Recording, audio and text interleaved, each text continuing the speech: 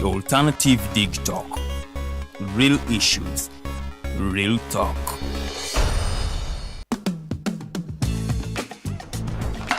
Hi, welcome to the Political Dice. Empishi ebyobufuzi. It's controversial, Purely political, well researched, accurate and global. Oyagala bya parliament oba council. Yes, State House oba ghetto. Ani ayugayuga ku ground. Ani gwe babuze. Okimanyi nga Dr. Kizza Besigye aleese amaanyi. Olwo fadda bafutsoli abateeseemu obuvaazi. Oba yo DP eri kuki? Olwo jeema. Bano ba MKCG bo baddawa. Abo bafuna CDF baamala tebabanja. Olwo baba anti bange bali kuki? Abo bo akina kulabisa simanyanga posturing tebabiri bali mu structure building. Naye ate ono ye. Ani oyo oba? Ye ali kuki? Oyo tumuleketa gamba mpanyiga mawu. Ebe ndabena birindira no kuda Political Dice ku the Alternative Dig Talk nange Teddy Tenja ewamune Farida Bikobere buli wa Sunday esawa 2.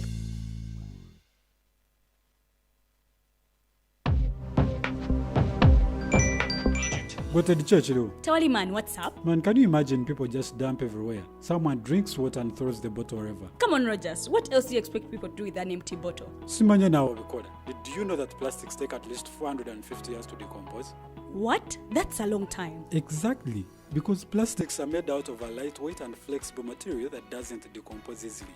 And plastics everywhere in the environment cause plastic pollution. What is plastic pollution now? It is the accumulation of plastic waste in the environment, like bottles, polythene bags, straws. All of these contribute to plastic pollution. I have been using them without knowing their effect. Yeah, a lot of people have. Plastics are a danger to the ecosystem, both on land and in water. So how can we overcome this problem? Is there something we can do? Oh yes, we can reduce by minimizing the use of plastics, reuse by repurposing them, or recycle by collecting and processing them into new products. Everyone wants to change the world, but no one wants to change themselves for the world. How about we change our habits for the world? And it starts with me and you. This message is brought to you by Alternative Digitalk.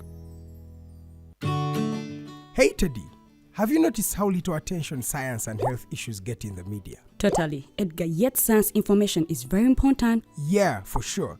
That's why the Health Journalists Network is here. How can they help? They are a group of journalists dedicated to advancing public understanding of healthcare issues through impactful reporting on health and science. Oh, really? Yes, they meet up every month with scientists and researchers, policymakers, and activists at the Science Media Cafes.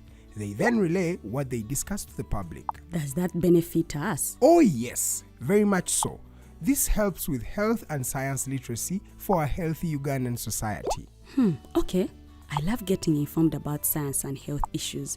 Health information makes all the difference between life and death. I'll look them up and engage them. That's great. They are based all over the country. Oh, okay. That's interesting, and they should be making real impact. They are empowering health communities through journalism. Journalists can save lives just like doctors.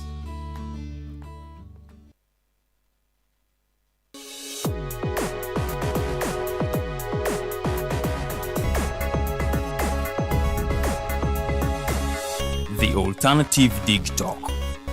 Real issues, real talk.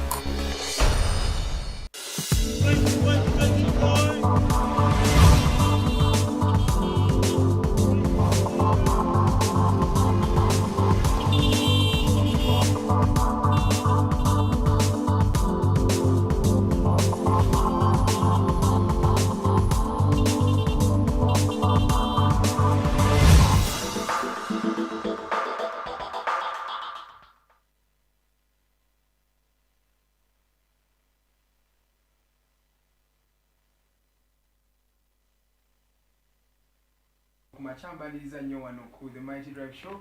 Amanya nze Edgar Matthew Karahanga, tuli mu mwezi wa Ssebaaseka, that is June. Of course tugezaako kubanga tumanuvalinga okuba nga tuyingira mu sabbiiti empya. Ennaku z'omwezi 17 bagambye omwezi gwa Ssebaaseka omwaka 2029 Monday.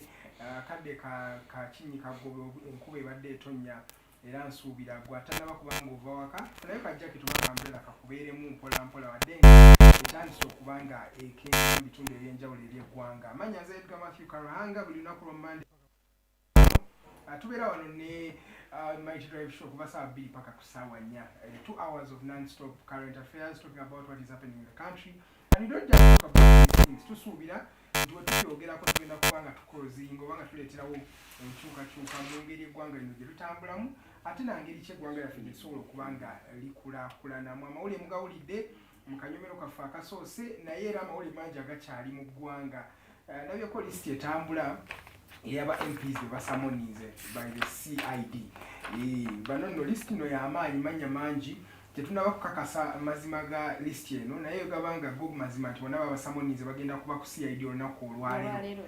Kitegeeza kitandika okubanga kitokotanga si kisaanikire. N'abaagala okusensalenga bannaabwe nalabyeko eri. Engamba ebintu nga sibyago. Kati tulina tulabe engeri gye binaatambula. Mu lunaku olw'amaanyi twegattibwako General Bigirwa Moses yali mwami wa National Unity Platform oba kyaliyo lwaki omugjayo kati alina Eastern Revolutionary Platform ERP mukulembeze waayo ate ng'asuubira nti bagenda kusoosowaza ensonga za Busoga ne Eastern Region generally okubanga nabo batwala ku part of the cake or the share of the cake of the national country of the national cake gye bayita budget nti naye asuubira abantu ba East nabo batandika okubanga basoosooddebwa mu nsonga eyo yennyini. Tugenda kuba twogera ku nsonga nnyingi naye kansooke mwaniriza atubuuzeeko tutandikire awo wennyini gye no tukwaniriza nnyo kibeera kya ssanyu okubeera naawe ssebo. Abakulu abalungi abalabi baffe abatulaba mwasize mutya mwebala okukererako ku mukutu gwaffe awamu ne management yaffe namwebala okumakinga sure nti tubeera ku mpewo. Mu ngeri y'enjawulo munsonyiwe okuyingira mu studio late enkuba etataganyizza entambula ate nga wasiwasi tubeera mu mungi nnyo naye nga nsanyusa okubeera wano. Munzikirize neebaza abantu b'omu Eastern Uganda ab'embracings obubaka bwa Eastern Revolutionary Platform ERP. Mukkirize mbeebaze nnyo era okusingira ddala abantu ba Busoga sub-region, abantu ba Bukedi sub-region, abantu ba Erigoni sub-region, Teso sub-region, Nankanyi Sebeyi gye tutaba kupenetratinga bulungi naye nga sub-region ez'ennya ku ttaano tumaze okuziyingira era tuli ku mulimu gwa kulaunchinga leadership ensonga etambule. Lwaki kolido z'obuyinza zirabanga gwe ayagala okubanga weesoosowaza ng'omuntu? Many of them feel you are being selfish as an individual. Oganya okukola ne banno.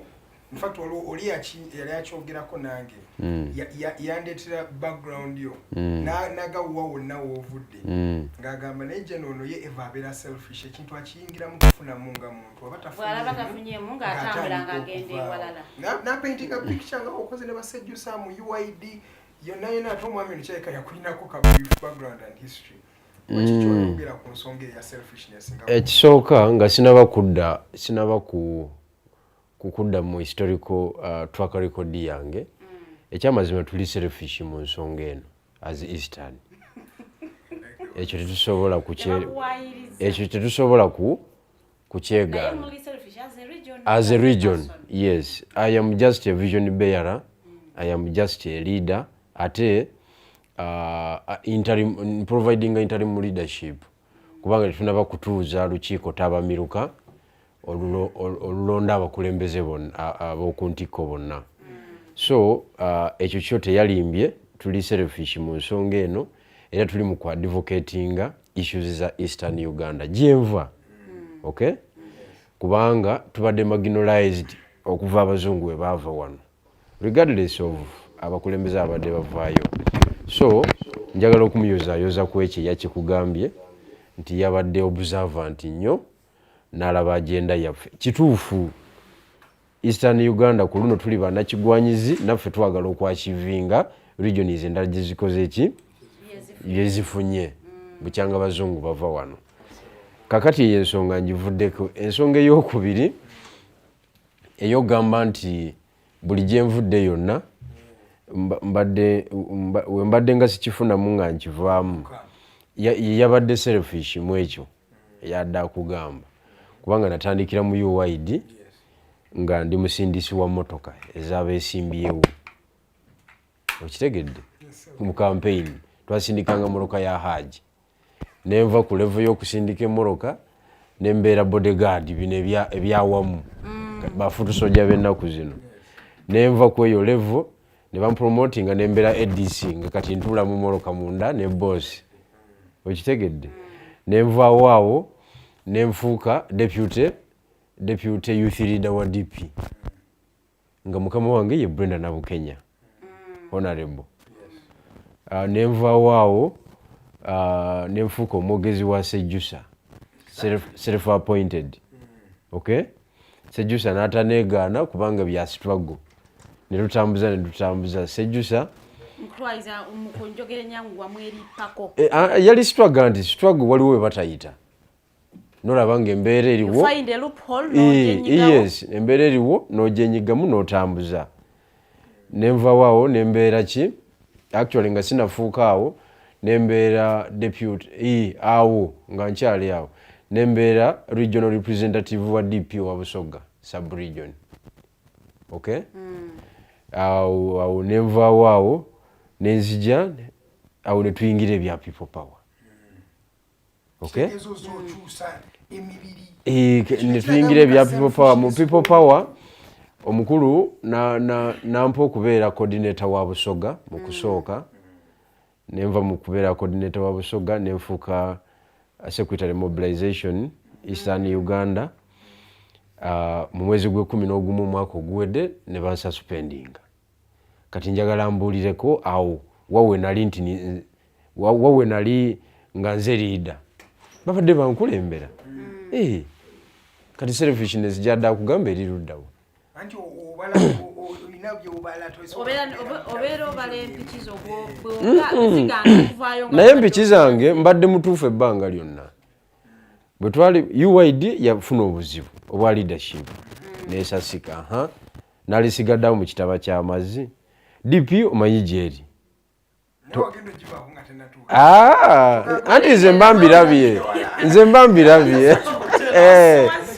mba mbirabye DP gyeri tetumanyiyo eriko n'endagaano n'omusajja General Sejjusa gyali tomanyiyo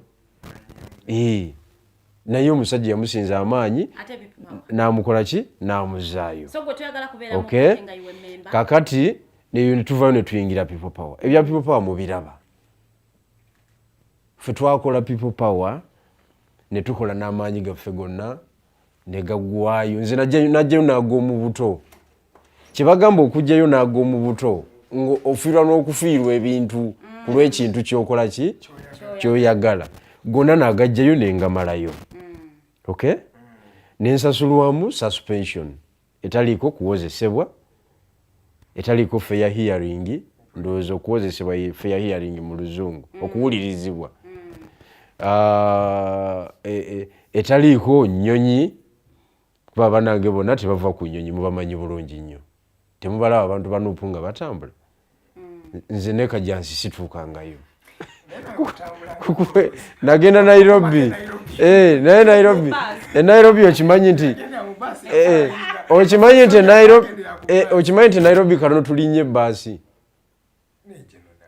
nkugambye Nairobi nninya nti ennyonyi oluvannyuma ennyo Secretary General ngajjukidde nti naffe Bigirwa naye yaligenze nali nze Bigirwa Moses n'abatanzi Farida Masewa Lukamba n'abatanzi Farida yatwala Central Region Masewa Lukamba yatwala akakiiko k'ebyokulonda bali batutadde ku bbaasi n'abatanzi Farida n'agamba Secretary General nti woba oyagala tugende Nairobi nze sirinya bbaasi bafutu soja wina ne botadde ku nnyonyi nze ninye bbaasi nze memba wa neeke ffe tetugenda genda n'abantu bo Lubunga yakwe kubikyusa tuza ku nnyonyi era nali nsigadde nga mpita wansi kakati ezo benefits ezo benefits kakati ebyo byonna nze mbadde mbikola okiwulidde naye kakati NUP ne People Power nayo weri mulabawo. Okay? Amaanyi gonna kati okuva mu gwokubiri paka olwaleero njagala mumbuulire ekikoleddwa nga kinafuya Mwai Museveni. Oba kale okuva mu November. Okuva mu November. Kale katugambe kale. Anti kisinzira ku ntegeera gy'otegeeramu ebintu. Okuva mu November kale katugambe lwe baawumuza Bigirwa Moses. November wa last year? Yes. Sije emyezi nga 8 kati. Nze njagala ombuulireyo any achievement eya Nuupu. Ebintu byonna nze ndaba olutalo olubaddewo lwonna. Olutalo olubaddewo lwonna lubadde lwaku kukendeeza kuba leaders. Ono tumufulumize wano, ono tasukka wano. Ono tumufulumize wano, ono tasukka. Lwe bubaddewo. Ate kati sub-region ya Greater Masaka yonna ntabangufu. No bafulumya omu.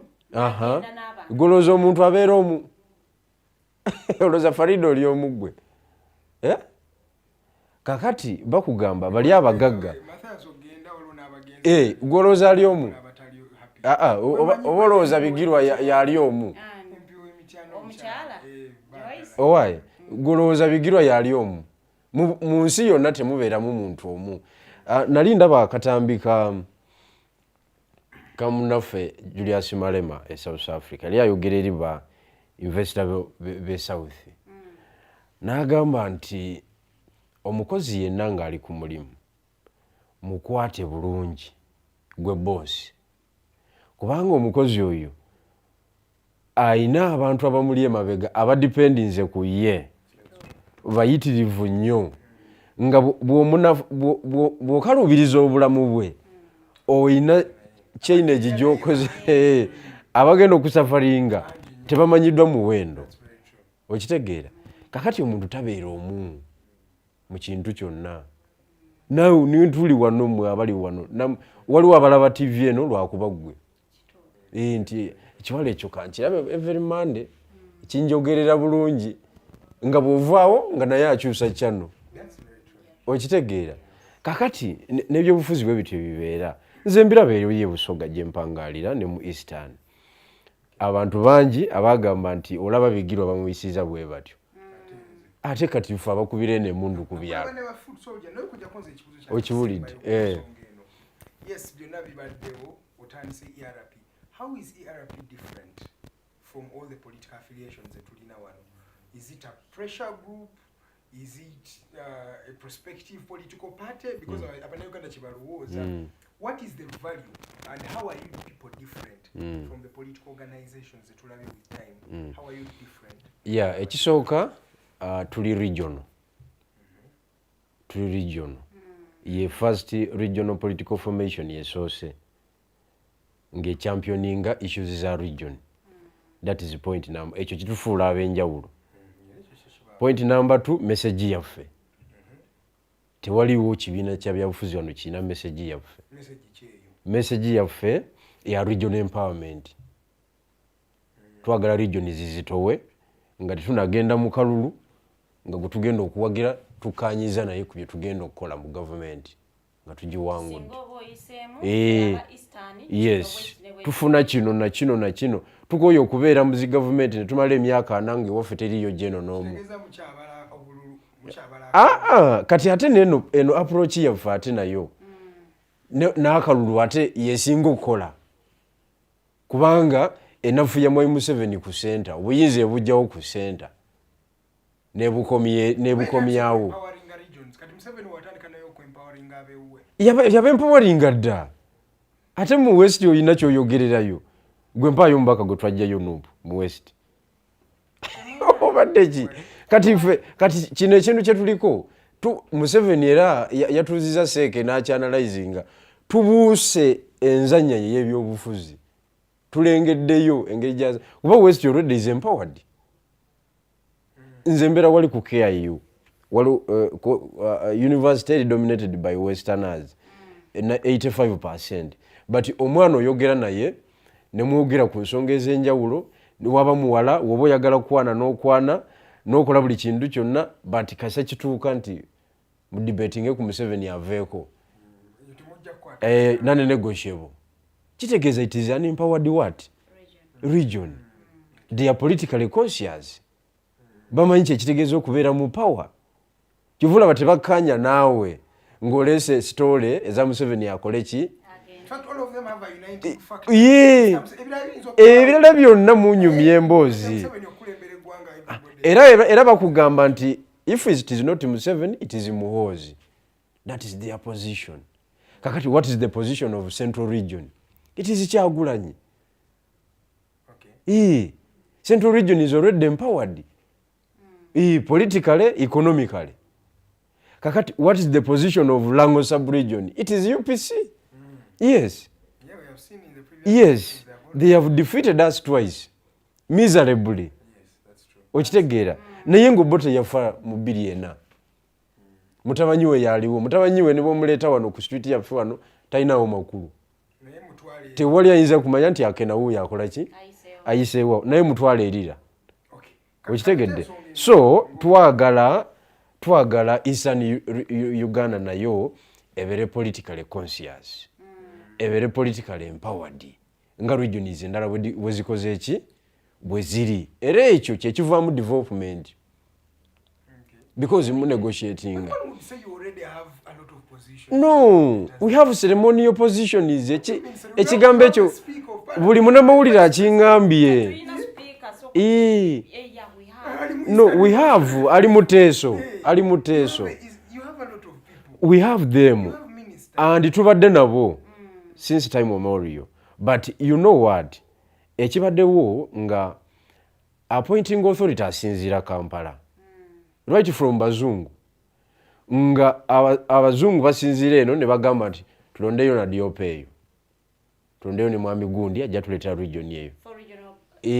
Yes, tulondeyo ne Mwami Gundi ajja tuleeta region eyo. Ne kijja nga kitambula bwe kityo paka ku Museveni. Okitegeera. Nakati olwaleero we twogerera. Abakungu ba government bonna abava mu Eastern Uganda baliyo to serve the regional balance purpose mu government. Not to wield power. No way. No one is powered. No one is powerful. Ani? Ali akola ki? Ali empowered na akola ki? Ne parliament oyagala kunga nti parliament eri empowered? Awulidde.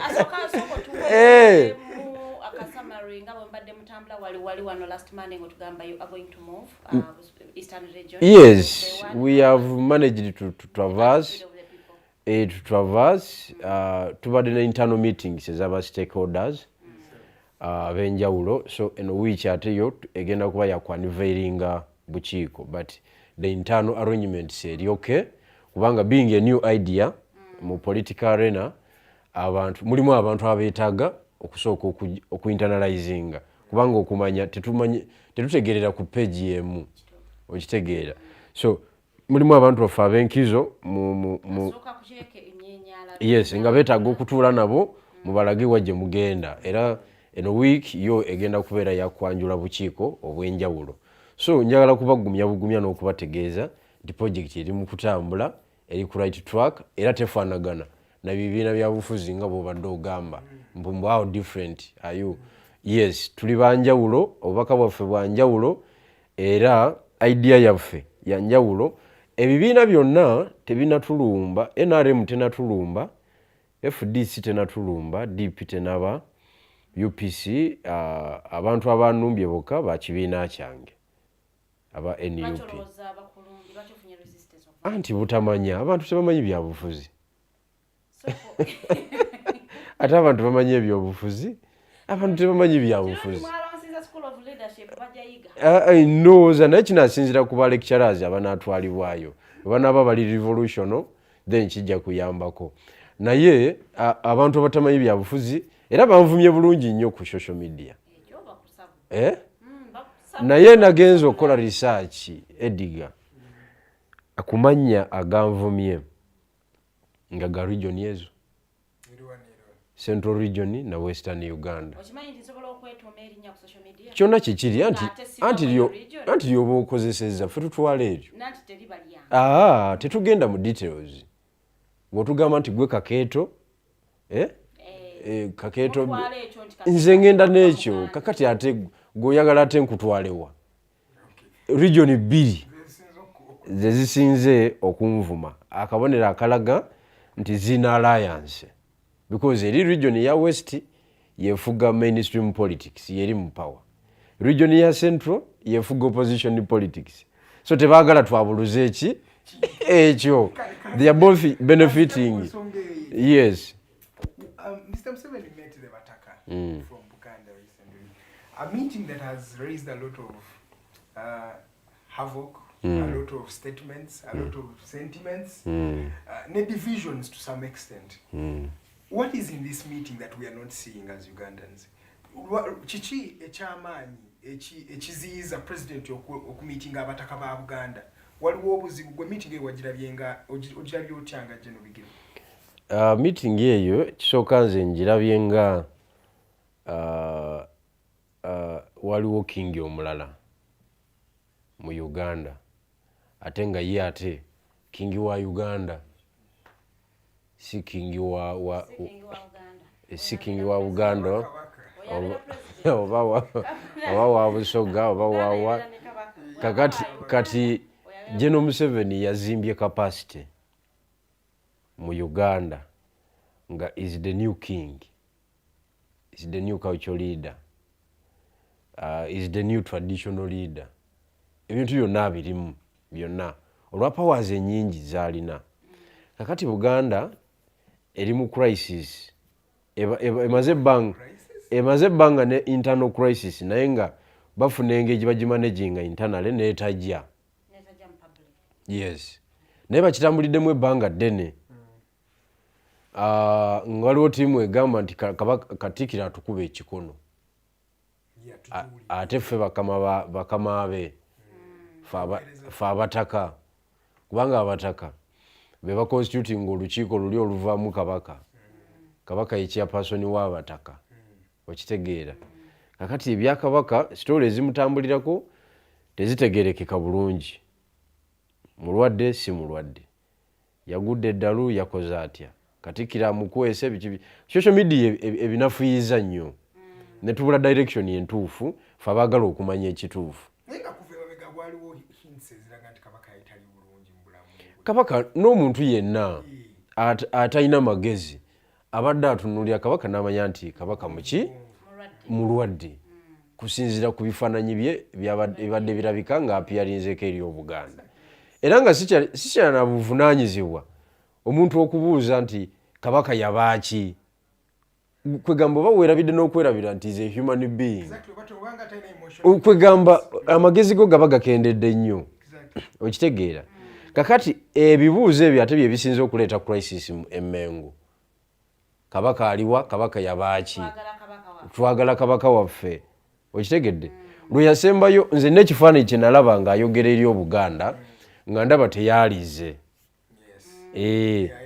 Yes, yali talabika bulungi ku mpewo naye ne bamuwaliriza n'ajja n'acommunicatinga eri ba subject. Kyendowooza nti yali yeetaaga okanikibwa kwanza because tetulina kuwerabira nti is a human being. Biri be baabawanga amannya gali nga tekinologi taliiwo. Baabawanga mannya ga kukangakanga. Kati era nga bw'olaba nti commander in chief, head of state, fountain of honor, okitegedde, chief executive of the state, okitegedde. Ebyo byonna zonna title za kukanga na kusukkulumya muntu. But he remains a human being. Okitegedde. Naye kakati bwe tuze mu social media era ate nga yeetabiseemu n'ebyobufuzi ebyokujabiikiriza ensonga y'obwakabaka ne bagiyiwamu amazzi ne bagikendeeza value.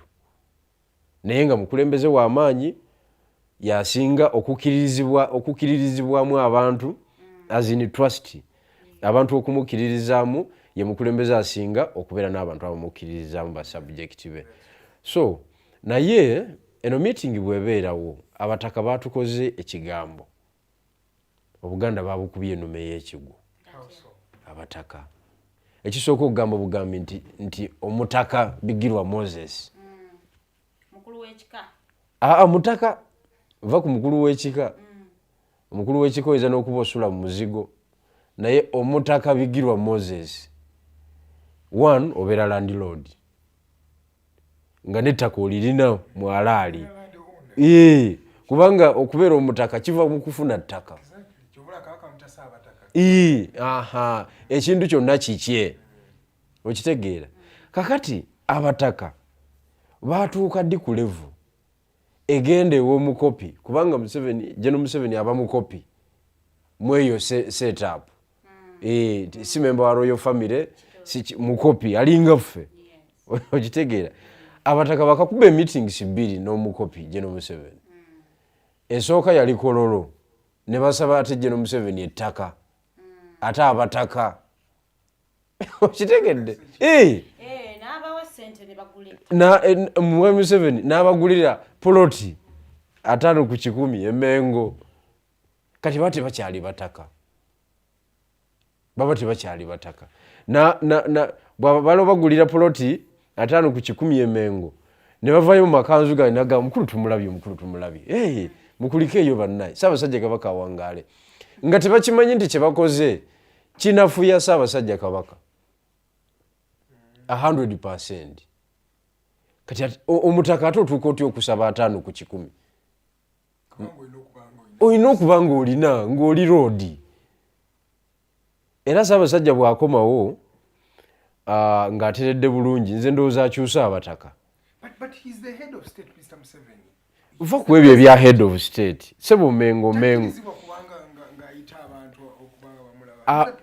Museveni alina kuba akola ku nsonga zaffe za kikopi okitegedde si bataka anti kakati kiringa bwegwamba nti bakwagalana gurupu abagaga b'omu kibuga ngaye batugamba bagaga kwagalana bagenze bamwayi Museveni ne bamusaba 5 ku 10 nti owekitiibwa president tugulireyo poloti wali tuzimbewo ekizimbe kyaffe okiwuli muba temukyali bagaga kwagalana kati bano abataka tebakyali bataka ge mazima tebakyali bataka ekyokubiri ku kitiibwa kya Kabaka nze kyemanyidde ddala obulungi ne ku resources eziri Emengo eza buli lunaku kubanga Mengo erina resources yeddirira central government mu kubeera n'ebintu wano ebitambula ebivaamu ssente nga n'ebimu ekyabibanja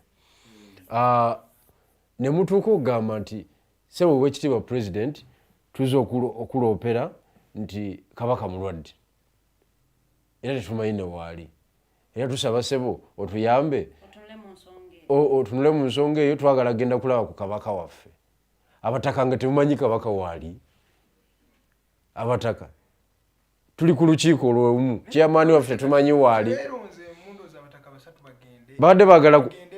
badde basaba Mwai Museveni abayamba abakyatalingi bagende balabe omutanda ate kati owakanaki yabawadde 1.2 billion okwongereza kuziyaba waluli kuteeka mu ssaako yaabwe kati then n'abasuubiza nobasuubiza okubakyatalinga ate buli omu ne bamuwayo allowance wa $10,000 ezi 13 as an allowance ng'omutaka bagende balabe omutanda naye ffe okubanga babeerako ne kyebeekolera to act as a model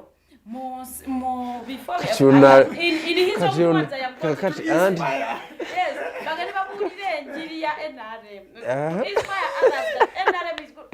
ku miliyoni 9 abataka njagala mbafuula ekyokulabirako mu bifo byammwe gye muvaamu enfuufu omuntu abalaba nabe gavumenti ku miliyoni 9 actually $3 miliyoni 11 omutaka miliyoni 11 nga nange Bigirwa tosobola siyinza nakuwuliriza no Buganda esaanawo for sure bino ebikolwa bitegeeza Buganda kukola ki kubanga amaanyi ga Buganda gali mu kuguguba tuli bakitiibwa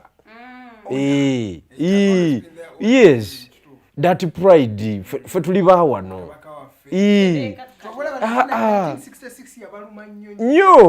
nyo atate yes okitegeera kakati kati bamenyese and those are the pillars of Uganda ababataka bolaba because those are beba abataka olukiiko olw'amaanyi olukiiko olukola Buganda yakulembeddemu abataka abano omukyala Nabbosa Ssebuggwawo yakolangani Mengo Nabbosa Ssebuggwawo y'omu ku bakungu kisooka director mu radio y'Emmengo ayinamu emigabo CBS yes ekyokubiri y'omu ku biwala ebibadde awo kuba kati mukazi mukadde nnyo yes y'omu ku bakyala ababadde awo for long time yes naye omukyala oyo nzijukira mu kalulu ke twalimu erubaga awo ng'akyesimbawo ku bwa meeya tuba tukyali mu kampeyini eggulire ne lijja okay nga kigambibwa nti y'omu ku baali ku ttiimu eya 67 68 eyagenda e London si kukebera bukebezi ate we baviirayo ng'ate akyali mulamu nti y'omu ku bijujulu ebyo ebyagenda ekyo kyajja mu kampeyini gye twalimu mu 2 emeka 2014 I think 2013 waliyo by election eyo bwetaba 2013 oba 28 iwewo yaberera yesimbirawo ku bwameeya bwawo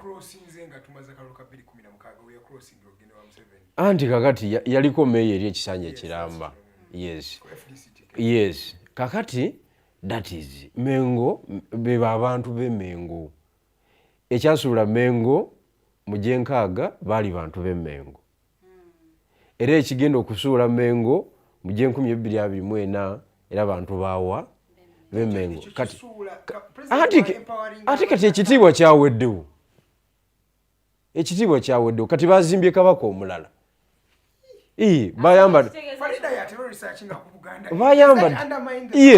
bayambadde amakanzu ge bambala nga bagenda okumiitinga omutanda ne bagenda Entebbe ne balya ebicepere amandaazi kyayi biki ne bakuta bulungi nnyo ne balinda omutanda gy'abakole ki wapi andi kakati Buganda ebadde evuga kiri kyenkugambye ekya supremacy kati ndaga supremacy weeri awo gwe ng'omuntu kakati atuba tukkiriza nti Museveni ffenna atukubye tukkiriza nti Museveni ffenna atukubye okay ne Buganda n'agikola ki n'agikuba yagimenye teriiwo kakati kiba kitegeeza ki nze kati byenjogera ate si bye biriwo kubanga tuliwo tukola analysis ku events eziguddewo no anti nze ndaga strength ya Mengo No, Edgar, like let us just give an example. Yes, like you are in a home and you cannot manage the issues of a home and buli wemufuna obutabanguko your woman agende wa neighbor ya mukumya tuula naye nga gwomugane naye ensonyiwa atuula alaga ngenda kunoba naye neighbor lwajja nga atuula n'atuula kati oba okyalina awulira neighbor oba okyalina position in maka. So that also means ensonga za Buganda zibadde nga ziggwera mu Buganda lukiiko nga tezifuluma. Naye kakati omukulu bagenzi bamusabye ettaka abawadde ettaka n'abasuubiza n'okubawa brigade ya UPDF egenda okuzimba. Okubazimbira akazimbe. Kizimbe kusinziira ku budget. Kakati baba bakyali bataka abo. Tebaba bataka. So argument yange sebo. Kati ekitegeeza kati fe abetolo Libya Gaddafi yazimbira ekikali fe tugambe ki mu mwakola lobbying because the fact is this President Museveni has always invested linda ko katini In fact, these kingdoms you're talking about, Mr. Museveni has sasula buli mwaka. Era ne kuno babatadde mu budget kuno baya billioni nkaaga. So all of them get money. So the question is, Anti kakati why is it what tufuna sente ekyo tukyogera konga Buganda is failing? But the fact that some few members from Buganda have gone to visit the president, then that means it's failing. Anti kakati nze point yange erindi. Buganda ebadde evuga ekintu kyayo ekyamaanyi. Ngeri above everybody. Kakati ekyo zikyeŋŋamba nti kyavuddewo. Katuli ku footage yemu. Okitegeera. Kubanga Mwai Museveni era opposition ebadde ekyasinze okunyeenya General Museveni ku level emutwala era ebadde wa? Buganda. Tubadde mu bibiina ebyobufuzi, tukubye enkuŋŋaana, nakati tukyazikuba, tuteeseteese kino, resistance ekyasinze okaluubiza Mwai Museveni ebadde awo. Nze kankubuuze, what should Buganda do? Gwe mundabayo mu ngeri y'obufuzi gye butambulamu, Buganda esigalizza ki ekyokukola? Buganda ekisooka kyerina okumanya kiri kimu nti Museveni si alayiwaayo. Ekyo bwena akimanya ejja kutegeera. Naye bwena alowooza nti Museveni alayiwaayo egenderera. So mu byerina okukola ebisookera ddala kwe kusazaamu enkolagana yaayo ne General Museveni at all levels bavuge ekyabwe. Kakati we batakikola ekyo bajja kuba baleese ffe abakopi okwekuŋŋaanya mu ngeri yaffe ffe tulabe engeri gye tujjako General Museveni kutaamuzi zaffe. Olutalo nga tebaluliimu abalangira n'abambejja n'abataka. Kuba kati babafuuse baani ba General Museveni kati tubabalire eyo. Okiwulidde? Kati tuba tukuba emundu yaffe ey'okukwata ekintu. Kati toleeta ate sitoole nga tukikutte. Toleeta sitoole kubanga tewali naffe mu lutalo. Kubanga buli muntu yenna wano we tuli buli muntu yenna alina okulaba nti General Museveni aba yeetaaga okulwanyisibwa aveeko. Naye era abataka abagenze nakiraga nti Buganda ye yawuddemu. Waliwo sayidi etakkiriziganya na kugenda kulaba president era wali abatagenda. Anti kakati ye crisis gye nkugambye ebadde munda for some good time. Kubanga Katikkiro ye kabaka w'ebweru ow'ekitiibwa Charles Peter Mayiga.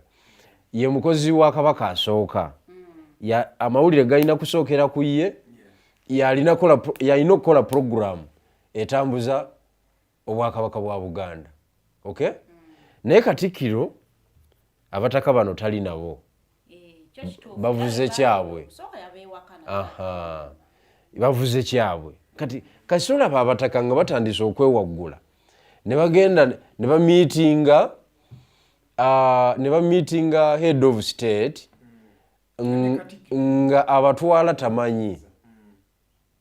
Ngomanya nti wabaddewo crisis munde okumala akaseera bano ne batuukidde okuwaguza.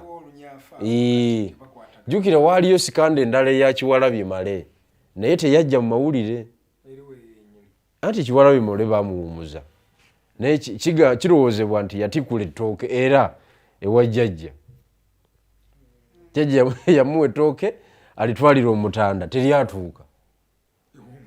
Jjajja akuba essimu ew'Omutanda amubuuza n'omubuuza nti owaayi saafuna feedback obubaka bwatuuka nti ate obubaka ki nti musajja wo yali wano ndi musajja ki Kiwalabye Male omuwendo sijja gwogera naye nga sente zizitowa ezo mu bikutiya. Kiwalabye Male ne bamugamba musajja mukulu tetwagala kuswaza katukuwe chance olekulire. N'alekulira. N'asirika kakati ne bataagala kuteekawo crisis. Naye nga bumanye eby'ennankanyi ebintu byaffe ebya wano bimala ne bikola ki? Ne bifuluma. So Mmengo ebadde n'obuzibu munda era ekyabulina. Kati waliwo ttiimu ate ekuba Mayiga ng'eyeegamba nti Mayiga yawa kabaka obutwa kyekisookera ddala yamuloga. Yamuloga lindako nze nkubuli no anti nkulaga tiimu ze ez'enjawulo nti yalaga bagamba waba teyamuwa butwa yamuloga mbu n'amusuula eddalu nga kikyavuga Mayiga avuga kabaka afe bw'afa baleete oli omuvubuka omuto Semakookiro being a boy yes abeere nga is a young king abeereko ba legends bakwatirire ekintu kati Mayiga asitandinga chance okubeera mu control kati waliwo ne narrative eyo naye nze sigigula eyo nfu ya social media era y'abantu bafe abeeno era Mayiga wamuwulire bwe yali ayagezaako okwanukula n'agamba waliwo bannabyabufuzi abali eyo abantaddeko embeera era ali mu lukiiko lwa Buganda mu kwogera kwe bantaddeko embeera bandisiiza buli kintu bankozeseza buli muze naye nange ngenda kubalwanyisa tebajja kufuna bigendera bye baagala kukola ki kutuukako obaka yali abuweereza ffe abanuupu ng'agamba nti ffe tulivuze narrative eyo jjukira internet yo egeneratinga ekintu kyonna nekitambula internet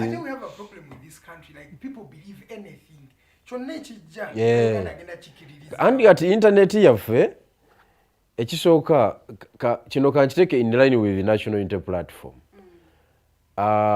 audience yaffe ey'okulayini teyina kyemanyi nakizuulidde ku nze kati oba odiringa ne so ate nga teyina kyemanyi ate nga yeefuula emanyi kati emaliriza nga teyina kyekoze kyamagezi kisobola kuyamba ku society.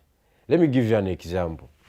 Nakoze post I think yesterday but one ekifaananyi ky'abachiefs nalabye General Museveni yameetinze bachiefs bonna aba security okay jukira beba abakwata amagye era eggwanga be babeera nalyo okitegeera kati nempandika neŋŋamba basebo ne bannyabo abaami bano bemulaba be bakutte eggwanga lino era be batuula ne General Museveni be bamwashuwaringa nti muzeeyi tuli okay buli kintu kiri kiriya tuli mu control vuga ekintu era Mwai Museveni ya making sure nti bali kiriya bo yeyo classified budget gyetuwulira ey'omwaka guno ya trillion 9 ebulira mu abo era neŋŋamba abantu nembagamba nti ffe Eastern Revolutionary Platform tuzimba capacity okudismantlinga this team because nga tonawo kugidismantlinga tosobola tuuka ku oli chairman waabo wa command tosobola mutuukako nga bano bakyali active balina amaanyi kuba be bacommanding forces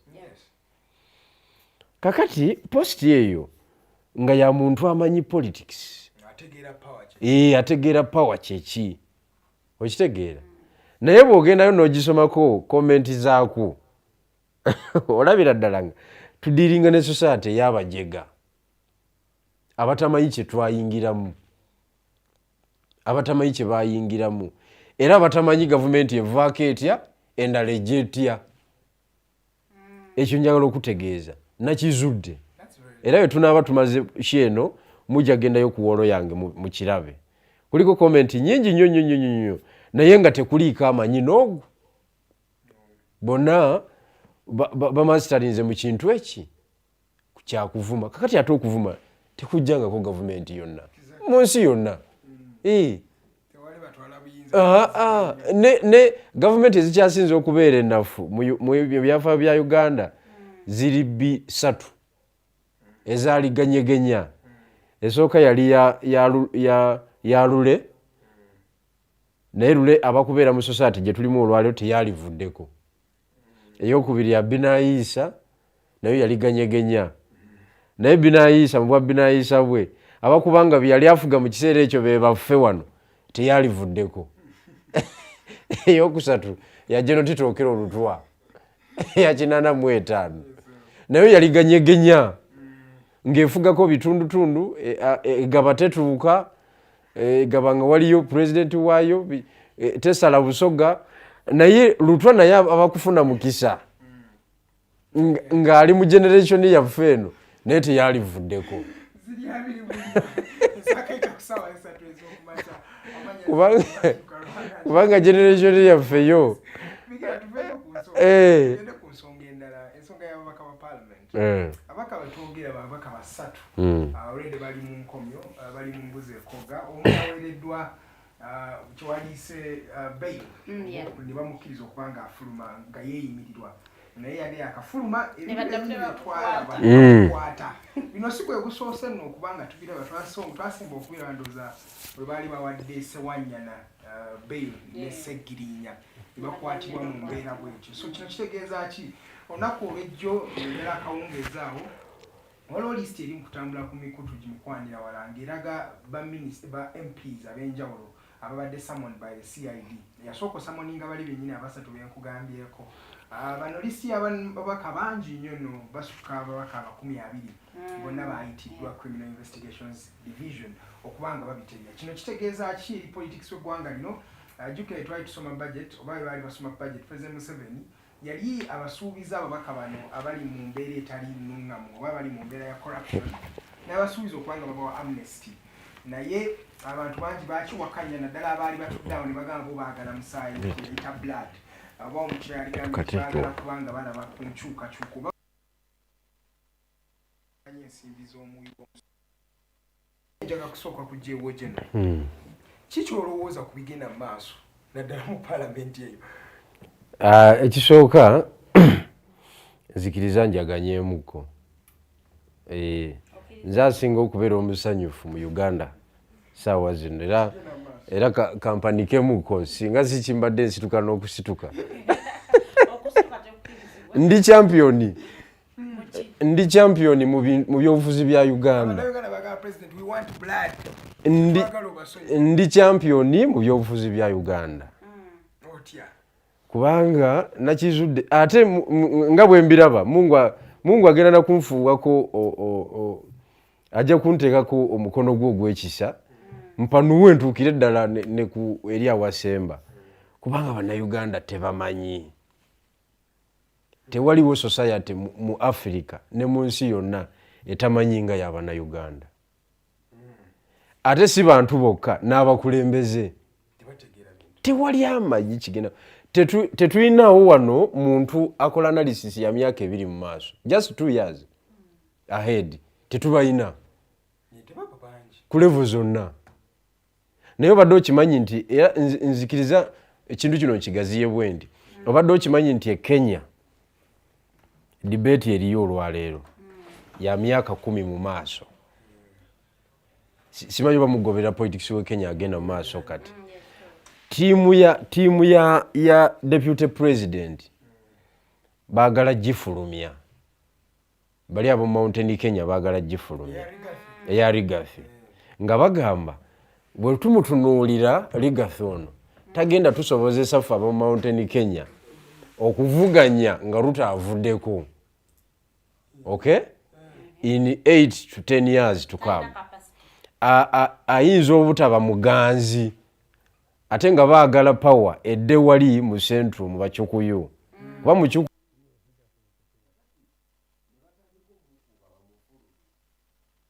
baagala kati ba-identifyinze omuntu omulala gwe baagala okuwa Ruto mu kalulu akaddako yababeera running mate asitandinga chance okuvuganya eri.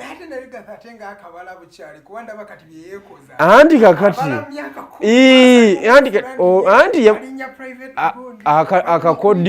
akakodyo yakazudde nti bamufulumya bukyali kakati atandise okwerwanako. But the point is it's a project of 10 years to come. Bonna bakirwaniramu kati wenkukomyawo wane Uganda mu lutalo lw'obuli bw'enguzi. Nawandiika ekiwandiiko ne tukitwalira IGG nga 5 November 2021 mu nsonga ey'omukaaga mu kiwandiiko ekye ensonga 15. Ensonga eyo ng'egamba etya?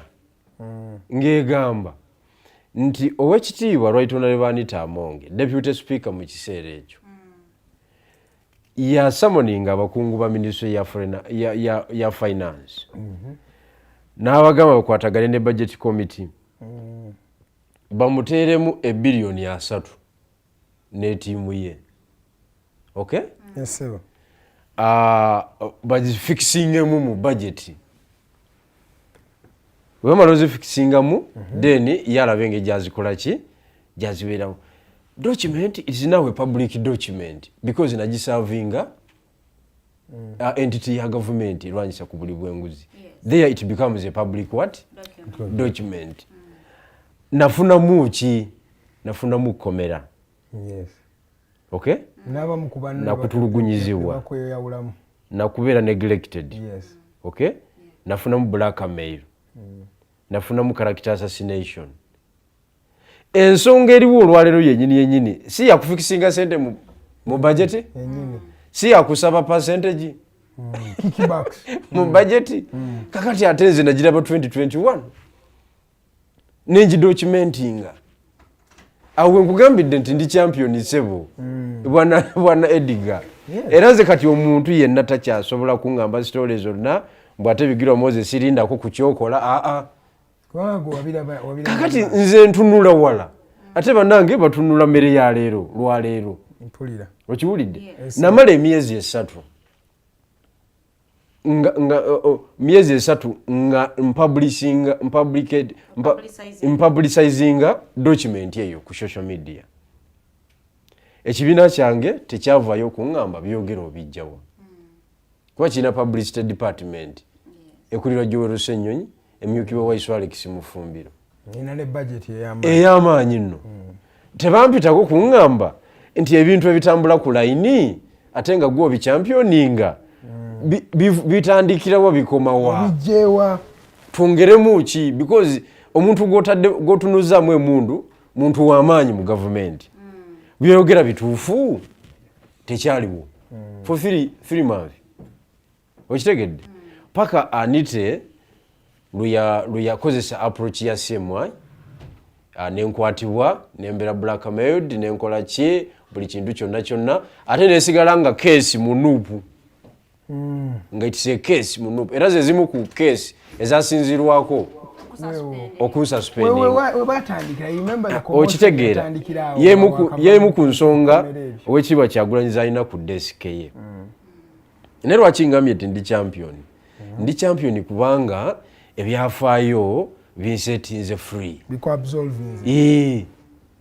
ensonga nagidocumenting eno yakwasiza bano ababaka they have been doing it nga bafikisinga sente zaabwe mu budget ngagamba gwe tugenda kusikiriza tugira bwe tuti yes ono whistleblower yani oyo omukyala naye omanye abatogedde era ndi wakyali government entities ezitogedde President Museveni yagamba namba lina nengenda bawa amnesty yalaba nti bangi ekintu kyonna abakiyuwa bonne bamugamba tetwagala amnesty kakati bano bo abaali baleekaana nga tebamanyi kuba that level of corruption ya high level si ya ordinary member of parliament wali okitegedde bakulembera bukiiko abantu we batyo kubanga kati budget ya Uganda document ya page 1200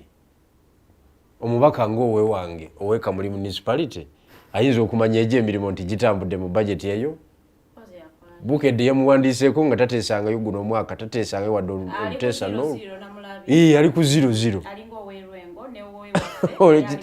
okitegedde yakwatiddwa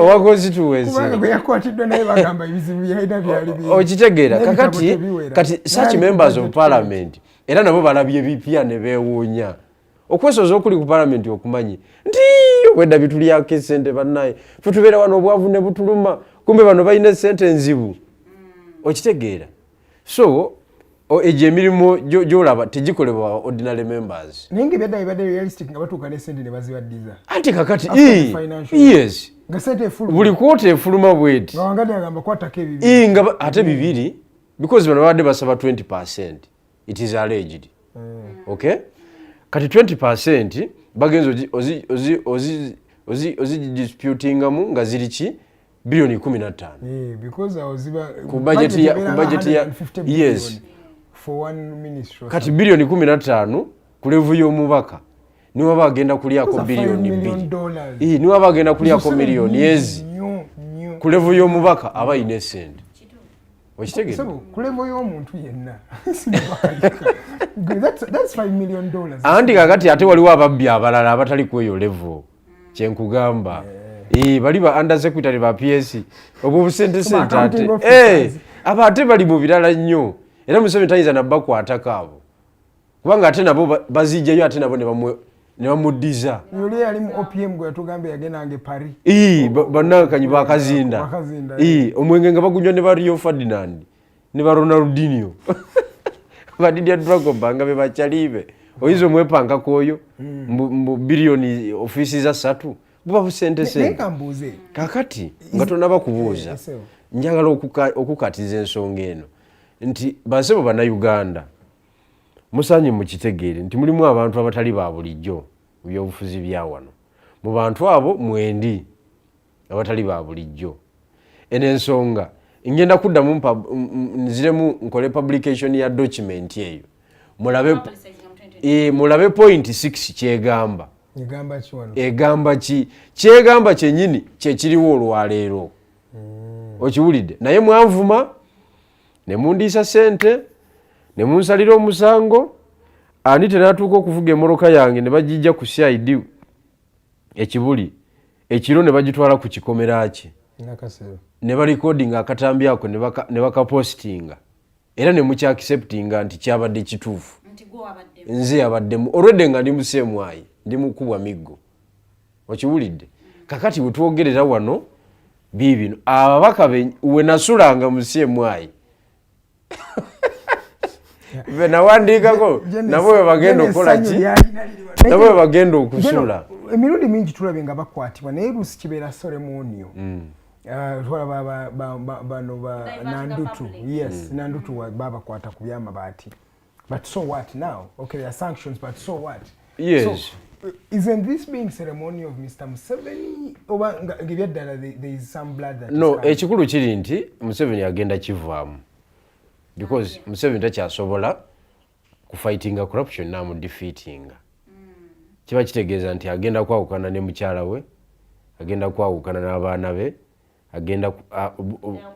agenda kwawukana ne muganda we ne bakoddomi be n'emikwano gye byalwana nabo ekitasoboka kakati kino ekiriwo Museveni akangamuko kitegeeza si byaddala tagenda kubanga ku mabaati yali willing okukwata abantu bona abateeke muki naye agenda okulaba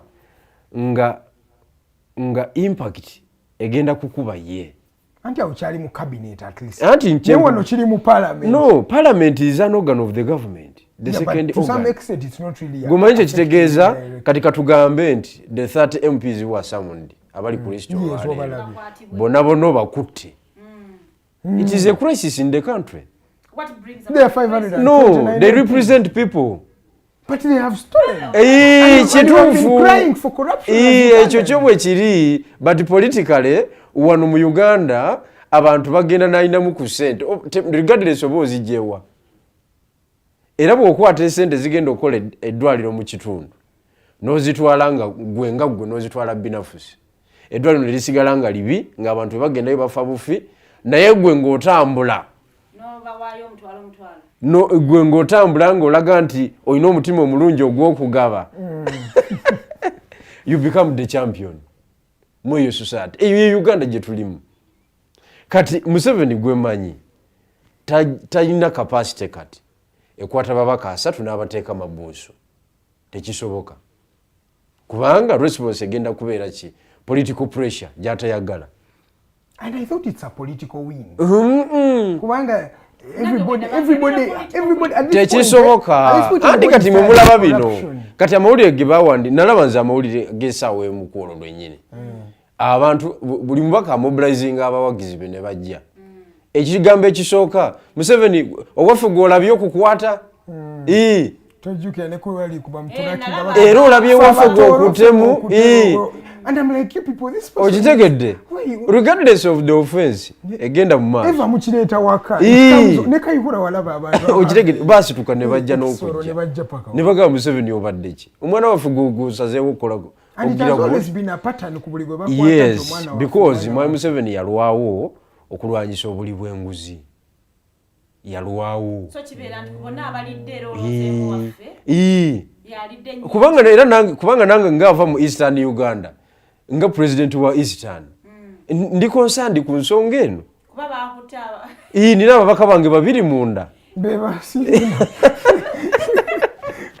naye nze kubabbi beemanyi abali mu Uganda nga nze ndabanga bano bookutte olimba toli feya gomanyi barukutana sente zebalina barukutana gumanya Bigirimana omanyi sente zebalina Pius Bigirimana kati ate ba Bigirimana bo tebalina ku level eyabano zino komiti okugendayo bagamba tubongereremu bweziti bate bamalayo ddala abaana ba munda toleeta bidirudiru ebyo bakukubirawo okitegedde kakati nze nga president wa Eastern Sebo era nange siri mu mativu ababaka bange babiri bakwatiddwa kakati ate ono yazzeemu okwatibwa era fight bagyonoonye eya corruption because fight ya corruption eri decent bubbi obuli technological okay obuli documented tebuli brutal. These are not armed guys oba terrorists. Enkwata gye bazemu ne bakwata oyo ekola kuba hardcore criminals. And it's a statement. Yeah? It's a statement. He's trying to show you that corruption is a hardcore. Yakyononye wakati argument egenda mu maaso egambe no mpalana. Atenga bonna ba NRM. NRM is Museveni. That's what I'm saying. NRM so is he's Museveni. Fighting himself. So why NRM is Museveni. Bagamba n'okugamba nti kubanga political analyst abagenda deep tebalaba Museveni akola bino balaba mutabanyi we.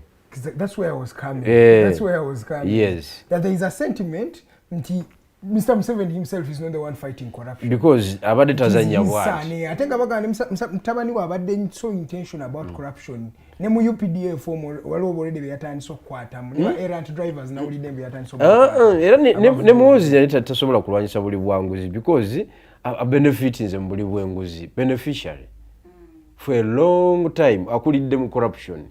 Just it is a strategy muwozi yajija Rwanda. Ewa Kagame yamugamba nti if you fight corruption you save resources gwenga gwe head of state. Okay? No sobola go controlling state mu ngeriyo nga bwoyagala because gwe weka ayinachi ensimbi. Just ekyo kyokka kiriwo. Naye lwakuba abantu bafa abawano tebakola analysis. Tebakola research.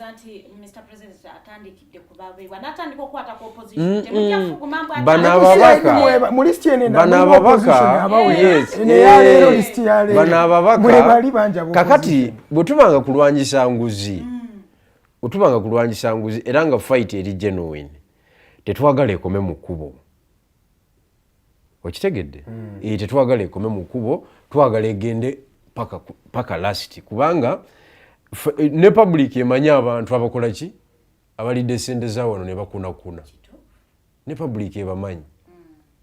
Kakati mweye embeera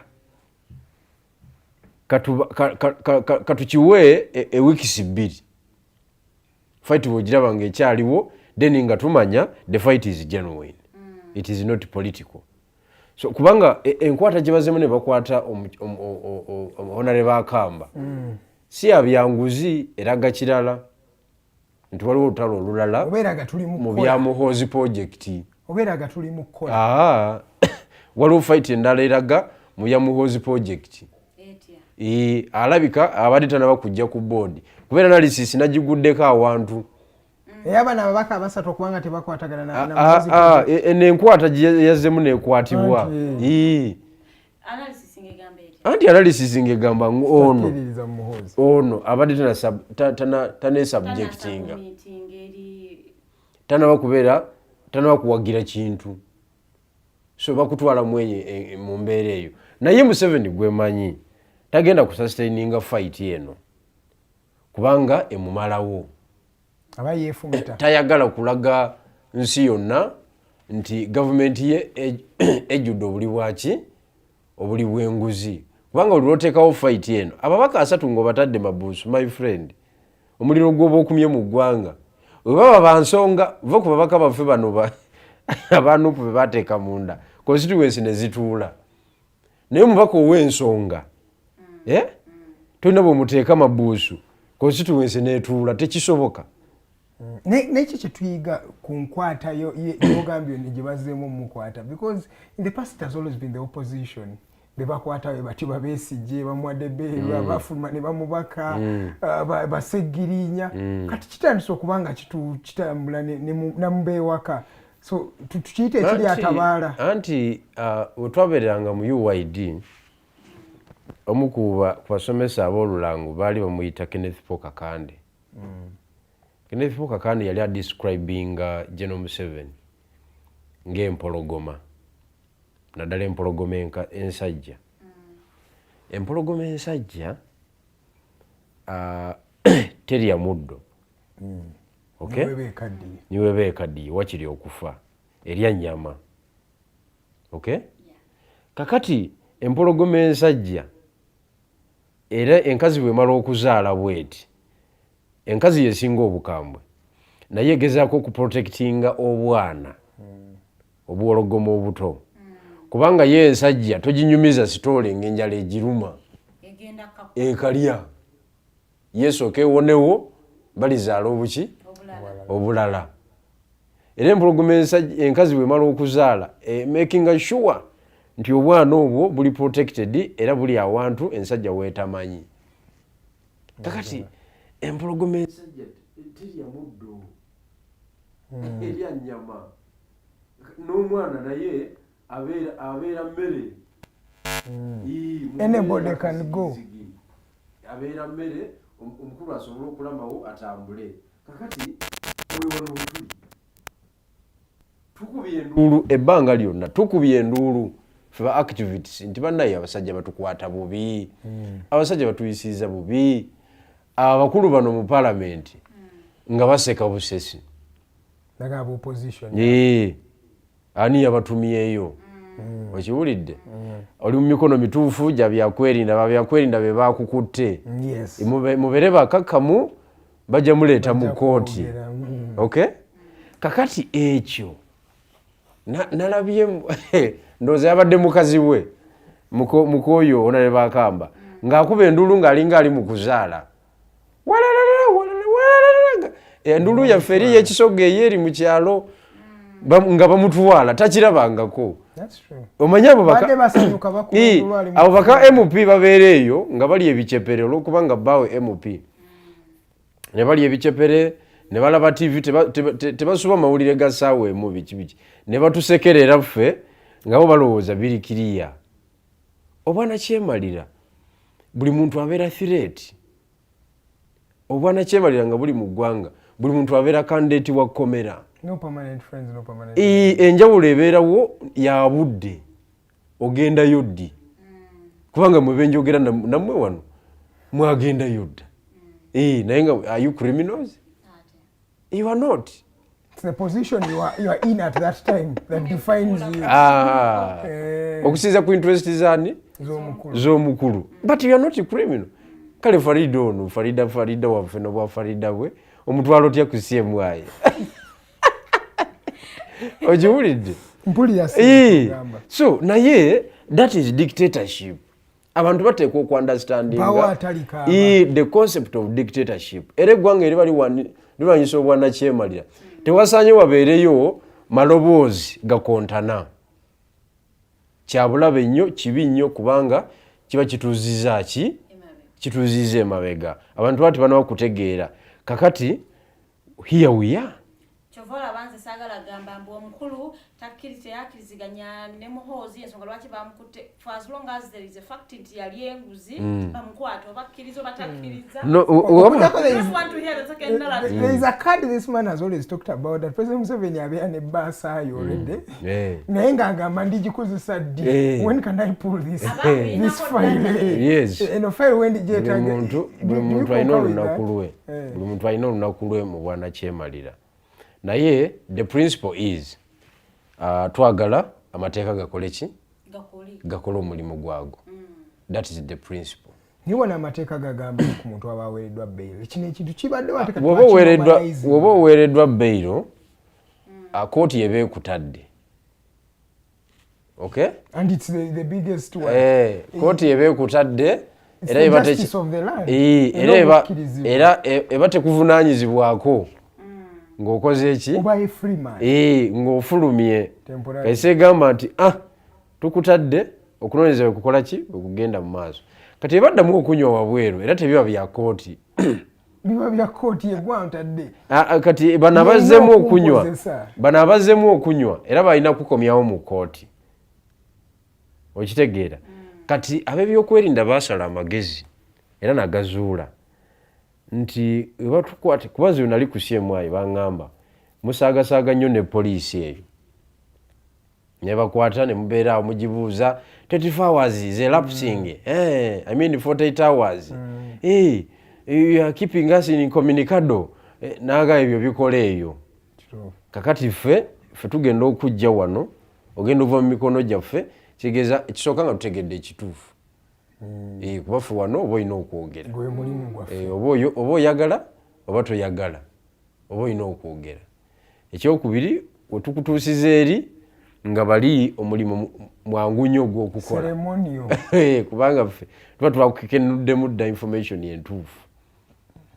Kakati bano abantu baffe ababaka baffe abo kye balina okumanya nti ebintu bitabuseemu.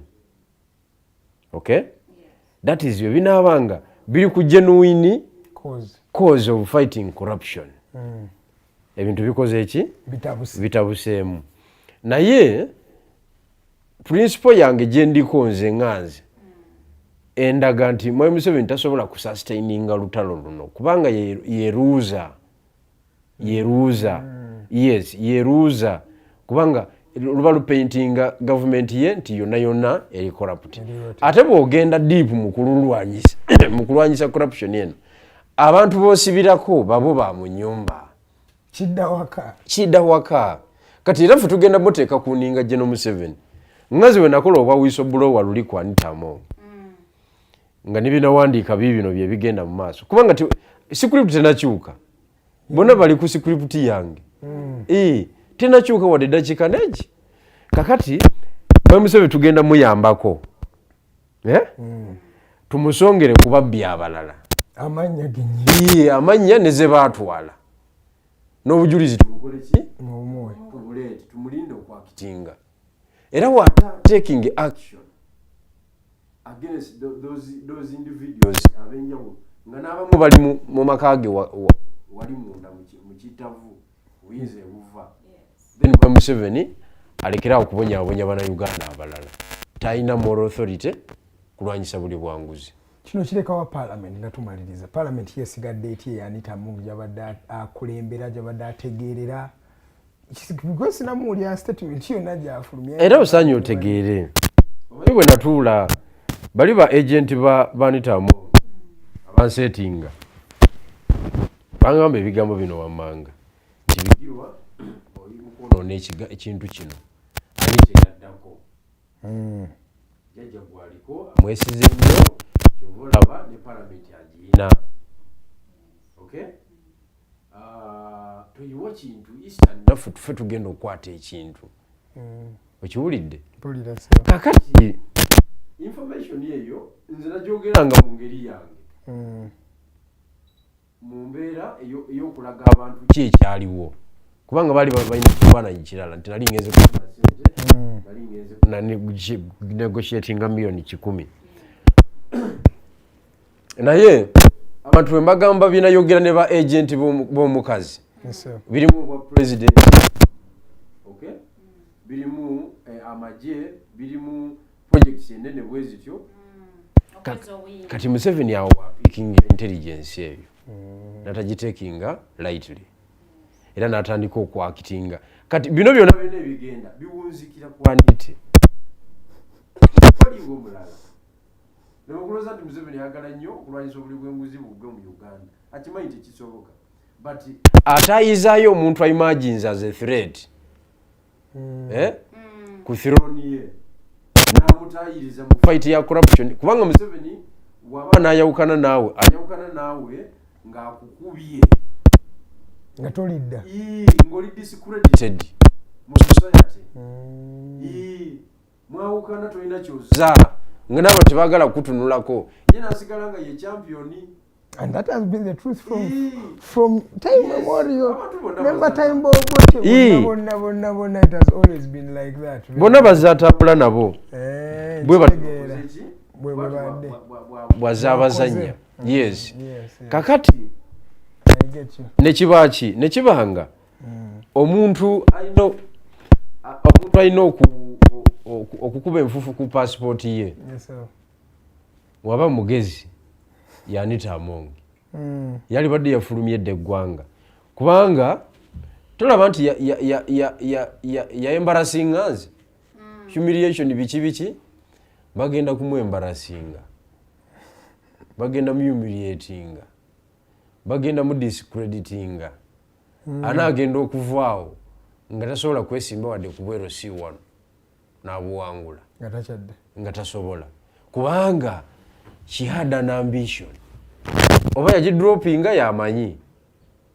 Naye nga ambition yazikola ki?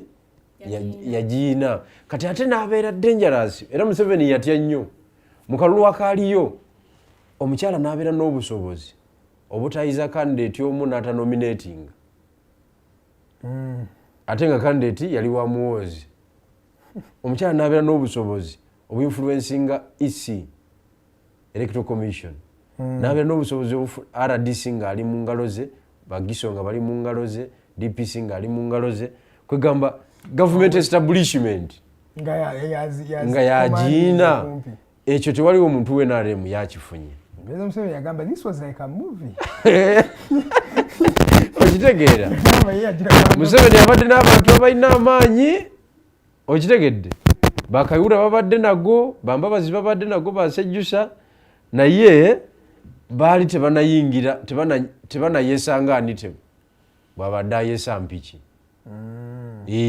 so kigwera wuwe kubanga anite ye mukyala agenda ku lumbe n'aziika emiliyoni 10 ekyo mbabazi teyakikolako ekyo oli mutuufu kandaga teyakikolako sejjusa teyakikolako yawaayo miliyoni 10 kayura teyakikolako 100 million. Kansala nalaba donating a billion for the Kansala. That's money. Okitegedde. Kakati ye Museveni aba abala nti bano bazimbye financial base. Ewa maro gizimba bayingire mu magye gange. Bayingire mu polisi yange. Intelligence system yange bategule buteguzi. Kintu bakitwala. So olutalo luliwo njagala mukitegere basebo ne banyabo. Sirwa buli bwanguzi azipase.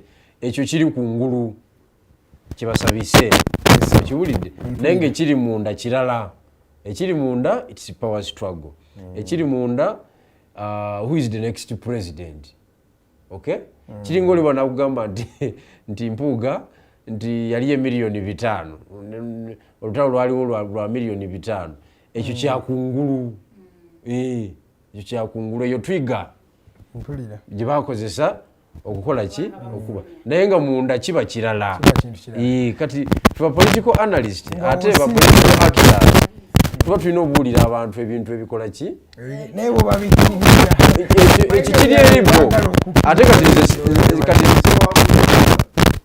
time Mugisha Muntole says time is the best judge. Ntambuza na bigere ngazina na kwera likirira kwonna because ndi musanyufu nti byembala bibayo era biba bituufu era neno t-shirt gye nyamba ddeno egenda kufuka ensonga mu byobufuzi bya Uganda because me nze ndaba trends ezikola ki politics ayina kudda mu zi region tuzitowe region yo katugambe sub region yo ezitowe debating ebyayo okiwulidde kati akyoli debating ebyayo akyoli ze sub region ate ng'olutalo lwabayitamu lwa 20 years era ngo kwegamba bali powerful economically ne politically because they have a stable political identity. Yes. So in Eastern Uganda, kiseera nafu tukoleki beera identified. Kale toyaziza ziri eddakiika ndowooza emu yokka yebulayo okuwera essaawa nnya ez'akalasama yange ze Edgar Matthew Karahanga twogedde ku nsonga nnyingi n'omwami Jeno Bigirwa Moses osobola okuddamu la vidiyo eno tugenda kuba nga tujja uploadinga ku YouTube osobola ogendayo n'olaba the 2 hours temuli buffer temuli anything and you'll be able to enjoy everything. My name is Edgar kugambye nkoze ne Faida Nkobere n'omwami Jeno Bigirwa Moses eno ye Digitalk TV. Thank you BSJ and of course thank you the team in the productions. It has always been a privilege and a pleasure to have you right here on Digitalk TV. We shall meet again tomorrow same time same station at exactly 8 a.m. We're always here breaking dawn having a conversation with Uganda and we hope that the conversations we have here can create a bit of change and can of course guide you into making informed decisions that will make Uganda and the world a better place for all of us. See you tomorrow same time same station. Good morning Uganda.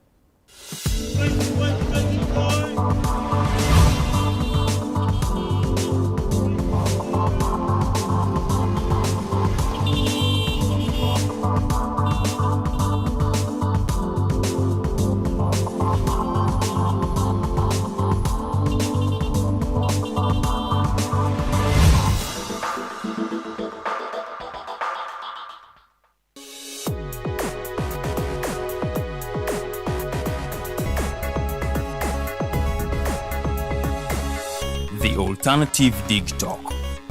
Real issues, real talk.